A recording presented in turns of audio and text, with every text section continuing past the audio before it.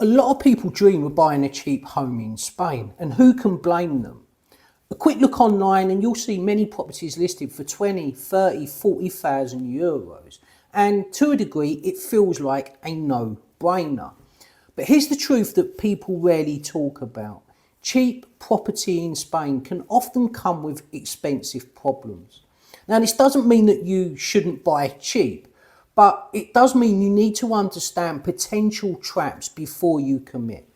So in this video, I want to walk you through 5 hidden traps of buying cheap property in Spain. Now, these are the kind of traps that you usually only learn once it's too late. Okay, so the first big trap is legal complexity. Now, it's very common for older or rural properties in Spain to have extensions that have not been registered, missing habitation licenses, or just simply not fully match what's on the land registry. And this is where people get caught out, because on paper the house exists, but legally parts of it may not. And that can lead to several different issues. For example, you may struggle to get utilities properly connected.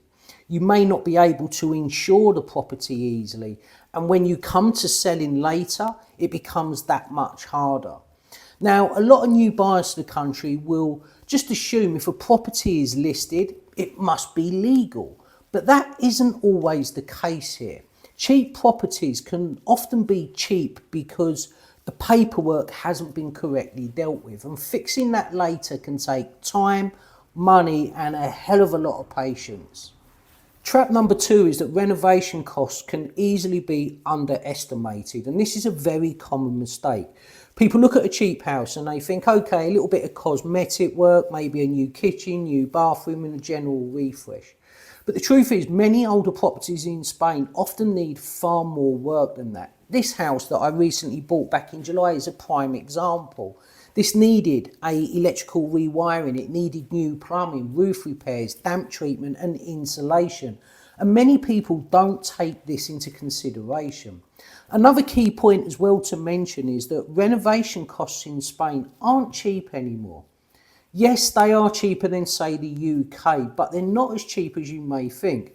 Labour shortages, rising material costs and rural logistics all add up. So what can start as, say, a 50,000 euro purchase could quite easily round up to nearly 100,000 euros. There's also another thing that you need to factor in as well that would make any renovation completely meaningless, and that is that some properties in Spain are cheap because they're occupied.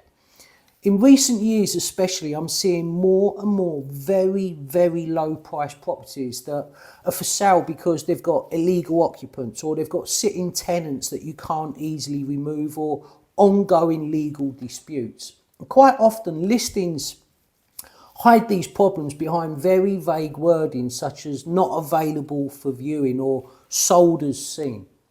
Removing squatters and resolving occupancy issues in Spain can take months, if not years, and the costs involved can be tremendous. Trap number 3 is that utilities can often be a bigger problem than the house itself, and this is one that really surprises people and often catches them out. Some cheap properties in Spain don't have legal water connections. They rely on old wells and water deposits. They might not have electricity which is compliant, or they may be using septic systems that don't match current regulations. And although you might assume this is an easy fix, and sometimes it is, most over, it really isn't that easy. And the reason I say that is that getting legal water or legal electricity can involve local council approvals, inspections, infrastructure work and very long waiting times. And in some cases, it's simply not possible to get these connections without major expense. And needless to say, if you've got a house without legal utilities, it isn't just inconvenient, it limits how you can live in it, rent it, insure it, or even sell it. Trap number 4 is the location looks romantic until you're actually living there. And this is a big emotional one, because a village may look beautiful, quiet streets, no traffic, nobody's rushing around, and you're thinking, oh, this is the real Spain. But once you're living there, reality can quickly set in. Some villages don't have any shops, they don't have any doctors, they don't have any public transport, and there's no year-round community. And in winter, if it's quiet in the summer, you can almost guarantee that it will be literally dead in the winter. Now, I'm not saying that this makes these kinds of places bad, but it does mean that it's not for everyone. Cheap properties are often in areas where younger locals have moved away, services have been reduced, and demand is low. And that is something that you need to be brutally honest about with yourself before you buy. Is this really something that is just looking attractive now? Or is it something that's going to be attractive to you once you're actually living there? Trap number 5 is that selling later can be much harder than buying. And this is a trap that almost nobody thinks about. Buying is the easy part, but selling is where reality hits. And in many areas of Spain, demand is very limited. There's an oversupply of similar houses.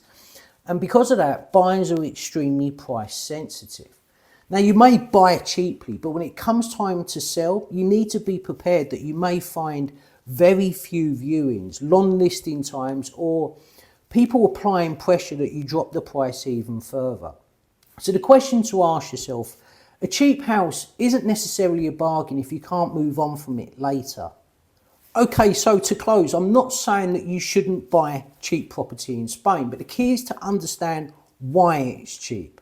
Sometimes it's just going to be a genuine opportunity, but other times it could be a warning sign. If you go in with clear eyes, realistic budgets, patience, cheap property can work. But at the same time, if you're going in expecting an easy win, it can become very stressful very quickly.